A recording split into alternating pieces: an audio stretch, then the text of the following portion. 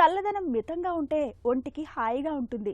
కానీ అదే చల్లదనం వణికించే స్థాయిలో ఉంటే ఏ వయసు వారికైనా తిప్పలు తప్పవు.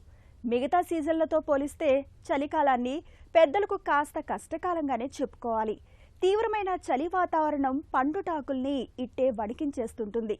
ఇప్పటికే ఉన్న కీళ్ల నొప్పులు, హై బీపీ, షుగర్ వంటి దీర్ఘకాలిక జబ్బులు మరింత మొండిగా మారుతుంటాయి. ఈ నేపథ్యంలో చలికాలంలో ఆరోగ్యాన్ని భద్రంగా ఉంచుకునేందుకు పెద్దలు ఏం చేయాలో, ఎలాంటి జాగ్రత్తలు తీసుకోవాలో ఇప్పుడు తెలుసుకుందాం.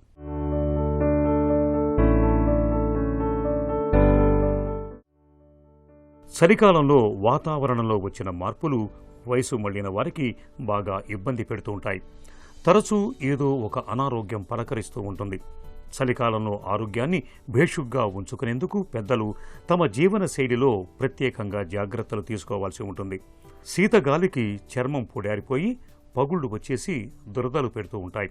ఈ పరిస్థితిని నివారించుకునేందుకు రాత్రిపూట పడుకునే ముందు చర్మానికి కొబ్బరి నూనె, ఆలివ్ నూనె వంటి వాటిని రాయటం మంచిది.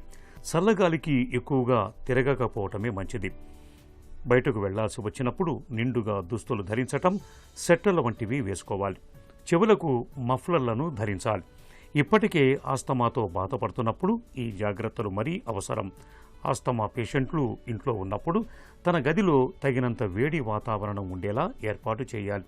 జలుబు, దగ్గు వంటి బాధలు దరిచేరకుండా ఉండేందుకు నిత్యం వేడి నీటి ఆవిరిని పట్టుకుంటూ ఉండాలి. పాలలో కాస్త మిరియాల పొడిని కలుపుకొని తాగటం వల్ల దగ్గు, గొంతు నొప్పి వంటి సమస్యలు రాకుండా ఉంటాయి. చలికాలంలో కీళ్లన్నీ బాగా బిగుసుకుపోయి కదలికల్ని కష్టం చేస్తూ ఉంటాయి. ఈ సమస్యను నివారించుకునేందుకు కీళ్లను తరచుగా కదిలిస్తూ ఉండాలి. సమయానుకూలంగా ఏదో ఒక వ్యాయామం చేయటం, కాసేపు అటు ఇటు నడవటం వల్ల కీళ్లకు మంచి వ్యాయామం దొరుకుతుంది. నొప్పుల నుంచి ఉపశమనమూ ఉంటుంది. చలికాలంలో దాహం వేసినా వేయకున్నా తరచుగా నీళ్లను తాగుతూ ఉండాలి. ఎందుకంటే శరీరంలో నీటి శాతం తగ్గితే జీర్ణక్రియ మందగిస్తుంది. ఒంట్లో జీవక్రియల రేటు తగ్గిపోతుంది. ఆహారాన్ని ఎప్పుడూ వేడివేడిగా తాజాగా తీసుకోండి. ఈ జాగ్రత్తలు వృద్ధుల ఆరోగ్యాన్ని చక్కగా ఉంచుతాయి.